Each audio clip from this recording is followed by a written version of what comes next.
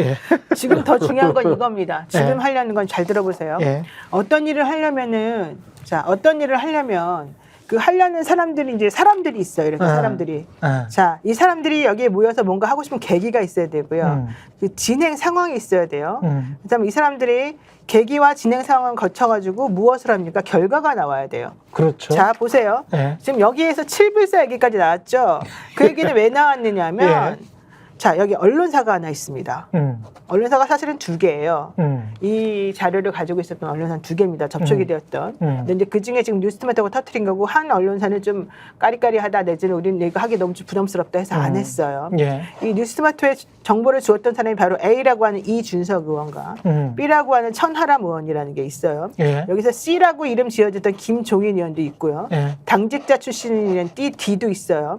자, 김종인은 여기에 대해서 처음에는 이름이 안 나왔지만 천하람 뭐 누구 나오면은 전부 다 개혁신당이네. 김종인이 안 나올 수가 없죠. 그러네. 왜냐하면 김영선이 자기가 공천 못 받으니까 이걸 가지고 딜을 하려면 특히 김종인의 허락을 안 받으면 안 되는 거잖아요. 그렇지. 그 당시에는 그렇죠. 그러니까 이준석과 김종인한테 갈 수밖에 없는 구조였어요. 그렇죠. 게다가 김영선은 천하람을 무시했어요. 원래 같은 당에 있었지만 천하람은 별로 힘이 없던 사람이고 저기 밑에 시골에서 죄송합니다. 자기가 보기에는 저 지방에서 나오려다가 그냥 잘 안 되는 데서 그냥 한번 나오는 그런 사람이었을 뿐이고 너무 어린 애였고 이렇게 생각했단 말이죠. 근데 어쨌든 이준석은 당대표도 했었었고 그다음에 상황으로 모시는 김종인도 있었었고 현실적으로 자기가 여기에서 팽당하면 갈 수 있는 건 개혁신당이라고 생각하고 있었었고 여기에 본인이 가지고 갈 수 있는 건 2가지죠. 하나는 의원이라고 하는 배지. 이게 있어야지 뭐 보조금도 받고 이게 있어야지 국회 부의장도 하지. 국회 부의장은 자기 개인적인 거고 그러니까. 개혁신당에 줄 만한 거예요. 개혁신당에 의원 배지를 하나 가져가면 번호가 앞번호가 돼버리잖아요. 오케이. 그러니까 이 의원 배지가 중요한 부분이 되는 것이고요. 또 하나는 이제 자기 의원이 많아지면 돈을 정부로부터 보조금 받는 게 많으니까 이건 본인에게는 유리한 거예요. 이걸 가지고 1번을 달라고 지금 처음에 생각을 하는 거예요. 그랬죠. 근데 1번을 줄 수 없는 게 이거는 이제 개혁신당이 넘쳐나는 거지. 근데 자, 그래서 7불사에서 모여가지고 나 5선이나 했고 뭐 어쩌고저쩌고 하면서 우리끼리 한번 의논해보자. 내가 줄 수 있는 거 네가 줄 수 있는 거 한번 계산해보자. 이제 이런 얘기가 나왔던 거고 여기서 그런 자리를 마련했던 게 바로 명태균이라는 사람이에요. 명태균이라는 사람이 이준석하고도 친했고 여기도 친했고 다 친했다라고 얘기되어지고 있어요. 그래서 이 사람이 지금 뭔가를 했다라고 지금 그러니까 자기 역할을 했다고 나와요. 자, 여기서 이제 2가지 생각할 수 있습니다. 만약에 김영선 씨가 국민의힘에서 그렇게 컷오프 안 당했다면 개혁신당 안 갔겠죠. 그렇겠죠. 근데 국민의힘에서 컷오프를 당했기 때문에 개혁신당의 문을 똑똑 두들겼을 거 아닙니까? 그렇죠. 그럼 개혁신당에 가지고 갈 거는 2가지. 아까 말한 의원 배지랑 그다음에 뭐 돈 받을 수 있는 그런 절차적인 거. 그다음에 텔레그램 김건희로부터 받은 텔레그램 바로 있잖아. 그거죠. 그러니까 국민의힘을 물매길, 국민의힘을 물매길 만한 무기를 가져가는 거죠. 이거 공개되면은 창피스러울 것들, 타격을 입힐 것들. 그러니까 얘들이 가지고 있는 건 3개였단 말이죠. 그럼 이 3개 중에서 무엇이 자기를 1번으로 무조건 줄게 할 것인가를 생각해 봐야 되죠. 여기서 텔레그램이 가장 세지. 이 상황에서. 그러니까 이 사람들은 텔레그램을 공개해서 해보자라고 처음에는 막 으쌰으쌰 난리를 쳤던 거예요. 명태균과 김영선과 이런 사람들이 몽땅 모여가지고 그리고 개혁신당에 에서도 그래 그럼 국민의힘을 떨어뜨리고 우리가 좀 더 올라가고 우리가 뭔가 여기서 해보자. 자기네들도 나름대로 계산해서 이거 가능하다고 생각을 했겠지. 그렇지. 그런데 김종인이나 이런 사람들이 쟤 안 돼. 쟤 능력도 없고 쟤 와가지고 제2의 뭐 되고 쟤 저런 애 받으면 안 돼. 내부적으로 이거는 택도 없는 소리를 하고 있는 택도 없는 사람들하고 관계하지 말자. 이 내분이 있는 거예요. 그런데 여기서 이준석이 이거를 정확하게 X를 못 놓는 이유는 여기 워낙 개혁신당에 지금 들어올 사람들 많았을 뿐더러 의원들이 더 중요한 거는 이준석 입장에서 보자면은 그 당시에 성매매 건이 아직 해결이 안 돼 있었단 말이야. 성매매 건이 두 건 있었다 그래요. 그때 경찰에서는 이걸 기소견의를 보냈는데 성매매 건 2건 확인했다는 거예요. 실질적으로 뭐 돈 계산한 거랑 그때 호텔 간 거랑 생각해 보니까 기분이 찜찜하죠. 이거 계속해서 자기 이걸 할 거가. 그러면 이거를 해결하고 싶겠죠. 사실은 이준석 입장에서는 이게 아직 펜딩 상태에 있는 상태에서는 국민의힘을 같이 공격하고 이 사람들과 같이 손을 잡아가지고 뭔가 한번 해보겠다는 생각을 할 수가 있겠죠. 아직 확정은 아니겠지. 하지만 이런 상황이 있었었는데 만약에 1번이 이 여자가 들어오고 이 영상이 들어오고 그러면은 천하람 같은 경우는 물론 남자니까 2번, 4번 이렇게 가긴 가겠지만 예. 천안함 같은 경우 거기 지금 워낙 많은 사람들이 지금 몰려 있는데 자기 번호를 어떻게 챙겨가지고 어떻게 가겠어. 천안함도 조금 해먹고 이 사람이 꼭 들어오는 게 좋은 건 아닌 거예요. 그렇죠. 그런 상황에서 김영사는 그렇다고 치고 자기가 뭐 무슨 이득을 본다고 치고 그럼 명태균 여기서 개혁신당 그동안에 활동했던 이쪽을 버리고 저쪽 가서 자기가 무슨 이득을 얻겠어요. 그러니까 이게 전부 다 세 명 다 뭔가 지금 자기 나름대로는 계산이 안 맞아. 그러네. 안 맞으니까 1번, 3번도 안 주게 되고 서로 흐지부지가 되는 거예요. 여기에 누가 껴있는 줄 알아요? 김용남이 껴있어요. 김용남 의원은 어떻게 그렇게 잘 알아요? 김용남은 일단 네. 이 네. 개혁신당에 처음에 국민의힘에 있다가 개혁신당에 가서 이준석하고 형동생 하면서 둘이서 막 술 먹고서 막 그랬었단 말이죠. 예. 근데 이 돌아가는 판에서 원래 그 사람이 하고 싶던 건 뭐예요? 나도 비례 의석 하나 받아가지고 그렇지, 나도 그렇지. 하고 싶었다는 거잖아요. 예, 예. 거기에 들어갔던 그 바른미래당에 들어있었던 그 안철근, 정철근, 김철근. 그분도 김철근 그분도 마찬가지였어요. 예. 자기도 그렇게 들어가서 하고 싶었었어요. 그렇게 하고 싶었던 사람들 되게 많았는데 그 사람들까지는 차지가 안 오는 거예요. 비례가 순번이 너무 뒤에요. 열받겠네, 많아요. 그러면. 어떻게 그러니까 이 보면. 사람들 전부 다 이해관계가 안 맞아가지고 네. 누구든지 새로 이렇게 들어온 것 자체가 싫어. 자기보다 후진 애가 들어오는 건 괜찮은데 자기보다 더 뭔가 있는 애들 들어온 거 싫은 거예요. 다선 의원이 들어오는 거는 좀 그렇겠다. 그러자 본인들 입장에서는 네. 뭐가 나에게 유리할 건지를 다 계산을 하는 거죠. 이 사람들 입장에서는. 그러네. 서로 안 맞아. 안 맞아. 그래가지고 이게 지금 나가리가 나버리는 게 생긴 거야. 네. 자, 근데 그 당시에는 명태균이가 자기가 이 텔레그램 있다, 이 녹취 있다 그래서 막 돌려주면서 처음에 딜하려고 그럴 때 막 보여주잖아요. 나한테 네. 무슨 패가 있다고. 그 패는 이미 다 봤어. 근데 그 패를 들이밀어가지고 뭔가 하기에는 자기네 당하고 이게 안 맞는 거지. 그러니까 얘네들은 그냥 우리 간두자. 얘네랑 못하겠다. 얘네 안 해도 된다. 김영삼 같은 거 다 버리자. 아무도 이 사람 안 챙긴다. 생각을 한 거죠. 게다가 김영선에 대해서 한동훈이나 이 국민의 사람들이 어떻게 생각하는지 다 알잖아요. 네. 이 사람들이 바보 다니고 좀 이제 이렇게 해서 여기를 이제 선을 그어버린 거죠. 자, 그러면 갑자기 김영선은 낙동강 오리알이 된 거예요. 얘네도 안 받고 얘네도 안 받고. 그러고 나면 어떻게 해야 되겠어요? 김영선이 이제 입을 열고 털 수도 있죠.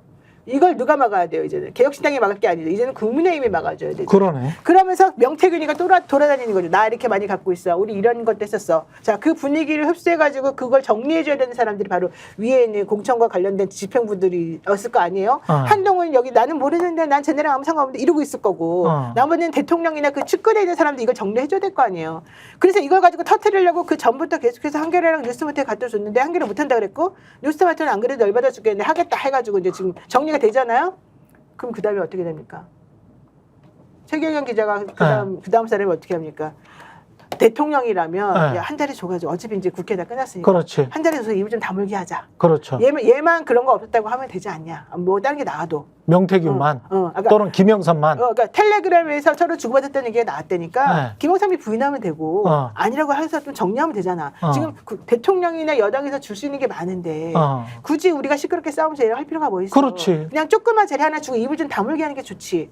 그래서 지난번에 무슨 어디 균공기관에 내정이 됐다는 그 얘기가 그래서 나온 거고. 김영선. 그 타임에 하필이면 또 딱 이준석이가 성매매 혐의 무혐의 딱 됐고 성매매 혐의만 무혐의 된 게 아니라 무고도 무혐의가 돼버렸고. 아, 그랬어요? 다 정리가 다 됐잖아요. 그럼 여기서 그리고 천하람은 자기 비례로 딱 2번으로 해서 됐고 여기서 지금 제일 슬픈 사람 누구예요? 명태균밖에 없어요. 그러네. 더 슬픈 얘기를 그럼 해드릴게요. 제일 슬픈 사람 명태균이네? 슬픈 사람밖에 없어요. 명태균 씨의 슬픔 더 슬픈 얘기를 하나만 더 해드릴게요. 한 번 더. 이 얘기에 이제 고명 하나 얹어서 2024년 1월 3일에 한국경제가 이런 제목의 기사를 씁니다. 2024년. 2024년. 예. 단독 해가지고 검찰 김영선 국민의힘 의원 수사 정치자금법 위반 혐의 이거를 이제 쓰는데 근데 이게 뭐 아마 뭐 별일 아니었을 건데 결과적으로는 회계 책임자가 뭐 책임지고 끝났을 텐데 이런 내용이에요.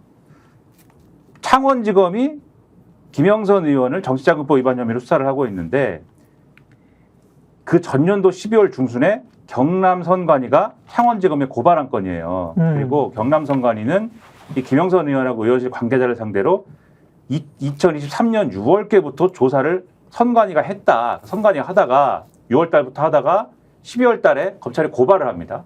그리고 검찰이 이 사람을 지금 수사 중이다라고 1월 달에 언론에다가 얘기를 해요. 한국경제에다가. 그러면 이게 무슨 일이냐 궁금해지지 않습니까? 그렇죠. 근데 한국경제 기사에 이렇게 써 있어요. 이번 사건은 김 의원의 지역구 유지인 A씨와 관계 있는 것으로 전해졌다. A씨는 김 의원이 출마한 지역구에서 여론조사 기관을 운영하며 선거 판세를 전하는 방식으로 김 의원 선거에 도움을 준 다음 대가를 요구했다는 것이다. 해당 기관은 지난해 4월 폐업한 것으로 파악됐다. 기관 대표인 김 의원이, 이사인 김 의원의 6급 비서관이 각각 이름을 올렸다.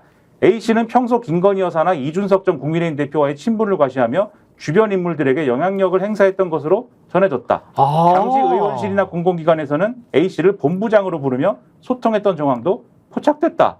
이게 소름인데? 요게 소름이야. 그러면은 1월 달에 저는 뭐 A씨가 누군지는 잘 모르겠고 네. 근데 혹시 이제 이 A씨가 동일 아니, 인물이라면 명태균 씨 지금 저 정치자금법 위반으로 수사받고 있어요. 아, 그래요? MC랑 비슷한 분이면은 이렇게 나와버리면은 1월 달부터 의심을 하게 돼요. 의심을 하게 됩니다. 그럼 먼저 친 쪽은 누구야? 그런 식으로 먼저 친 쪽은 오히려 정권 아니야? 이렇게 되면? 나를 버리나 요런 얘기 이런 생각을 하고 있는 와중에 네. 2월 달 이렇게 넘어가면서 이렇게 되는 과정에서 지역구 옮겨 이런 얘기 나오기 시작하면 지역구 옮길래 이런 식으로 나오기 시작하면은 굉장히 복잡한 상황이 되는 거 아닙니까? 그리고 결과적으로 지역구를 그래서 결국은 사실은 그 통화 내용을 보면은 기사를 보도자료를 빨리 컷오프래 보도자료를 빨리 내라고 하는 그 과정에서 보면은 김영선 전 의원 가지고 조금 버티려고 했나? 이런 맥락도 보이는 거잖아요. 그렇죠. 약간의 갈등 관계가 있는 건데 네. 그러고 나서 넘어가면서 그냥 옮기자 결단하고 옮긴 거 아닙니까? 그렇죠. 옮기면 해결되겠지. 옮겼는데 해결이 안 된 거잖아요. 안 된 거잖아요, 공천이. 그렇지. 그러니까 여기서 완전히 이거는 우리를 죽이는구나 이렇게 된 거예요, 제가 볼 때는. 그렇죠. 우리를 죽이는 거다. 그렇게 판단이 되네. 그렇게 해서 개혁신당으로 완전히 넘어가는 과정이 된 거 아니냐라는 생각이 들고 그래서 아까 제가 그 말씀 드린 건데 요게 아마 요런 계기가 있었다라고 하면 뒤집어 얘기하면 공천 개입이라는 거는 단순히 텔레그램만 갖고 되는 것은 아니었을 것이다라는 의심이 저는 요런 사례를 통해서 좀 든다는 거예요. 단순히 텔레그램은 당연히 이제 유력한 증거물인데 그 배후를 쭉 우리가 추적을 해나가다 보면은 텔레그램만 갖고 요런 국회의원이라든지 지역의 유력 인사들을 요렇게 움직이는 것은 상당히 어려웠을 텐데 요거를 밀어붙이는 다른 힘들이 다른 것도 그런 있다. 힘들이 작용했을 가능성도 있다. 당연히 텔레그램만 가지고는 아니지. 텔레그램은 그냥 하나의 의사소통 수단이었을 뿐이고 네. 현실적으로 그런 식으로 지금 몇 년 내내 이걸 해왔다는 거예요. 2022년도에 이분이 대선에 들어가기 전에 한 몇 달이 이제 가장 피크였고 그 다음에 대선 들어가면서 보궐선거 나오니까 이제 너 그때 고생했던 애 내가 여기 꽂아줄게 원하는 사람 해줄게 이런 식으로 이제 진행을 하고 있다가 그 다음에 이제 2년 내내 이제 정말 권력의 단맛을 다 보면서 예. 야 내가 이제 할 수 있는 게 이렇게 많구나. 내가 이걸 해야지 나중에 권력을 내려놓은 다음에 또 잘 먹고 잘 살 수 있겠구나. 이런 거 하면서 이제 지금 다들 마음들이 바뀌고 이제 이러는 거잖아요. 그러니까 텔레그램만 가지고는 안 되는 건 당연한 건데 문제는 그 주변에 어중이 떠중이들이 더 많이 늘어나고 현실적으로 안 되는 사람들까지도 더 많이 들어와가지고 야 나 이거 한 번만 이번에 꼭 해야 되니까 네가 좀 무리해서라도 해줘봐. 이제 이 마음에 서로가 이제 십시일반이 돼버리게 되면 완전히 망가진다는 거지. 이게 지금 그러면 생각을 해보니까 터뜨린 사람 명태균 씨가 아니죠. 아니래요. 네, 터뜨린 사람은 지금 보니까 명태균 씨는 지금 입장이 상당히 난처해졌어. 그리고 본인의 강력한 네트워크인 대통령실과도 끊어지게 생겼고 김영선 씨와는 상당히 많이 끊어져 버린 것 같고 그러면 이 사람이 뭐 민주당이랄지 진보 진영이랄지 이쪽이랑 손을 잡을 일은 없을 것 같고 그렇다면 개혁신당의 이준석과 손을 잡아서 뭔가 정치를 다시 한다 자기의 어떤 이상을 실현한다 그런 상황도 아닌 것 같고 그러면은 유일한 동아줄이라는 거는 대통령과 김건희 여사였는데 그게 관계가 소원해졌으면 그러면 그렇게 소원해지게 본인 스스로를 위기에 빠뜨리지는 않았을 거란 말이지. 그러니까 태양이 필요하다고 자꾸 외치잖아요. 그러니까 이제 다른 누군가가 명태균이나 구해달라. 공격을 한 거야. 그게 이 상황 자체는. 그게 누구였냐면 지금 보면 그 녹취에 나온 이런 거 다 터뜨린 사람은 어제 그 뉴스마트에서 녹취 떴잖아요. 나왔잖아요. 거기에서 등장하는 인물이 명태균이가 나오고 김영선이 나오고 그다음에 E하고 F가 나오고 막 그래요. 그렇죠. 그 E하고 F 중에 한 명이었다 그래요. 그러니까 E하고 F는 이 상황을 알고 있는 측근이야. 근데 측근이 배신했을 가능성이 아니 지금 있는 그래서 거야. 저희가 이제 보는 예. 것들은 문제의 본질은 명태균 씨고 이준석이고 이준석이고. 하는 것인데 예. 우리가 지금 뉴스토마토는 윤석열 부부가 공천 개입을 했다는 불법을 저질렀다는 게 주 포인트잖아요. 예. 예, 명태균 씨는 솔직히 내부에서의 갈등 때문에 저는 이게 사건이 불거졌다고 보는 게 100% 맞어요. 그러니까 주변에 내부에서의 가장 무섭죠. 측근들. 그렇지. 측근들이 본인과 갈등이 있는지 없는지 모르겠으나 예. 최소한 명태균 씨가 이거를 폭로하진 않았다. 이거를 뭐 공개하거나 이준석 뭐 의원한테 이거를 아예 그냥 다 통으로 줬다거나 그 전말을 7부사에서 다 얘기했다거나 그러면은 시간적 상황도 정치적 상황도 아니었어요. 예. 결국에는 명태균 씨가 그 주변에 있는 참모들이 이것들을 아주 상세히 취득을 해서 터뜨린 상황이 이 상황이에요.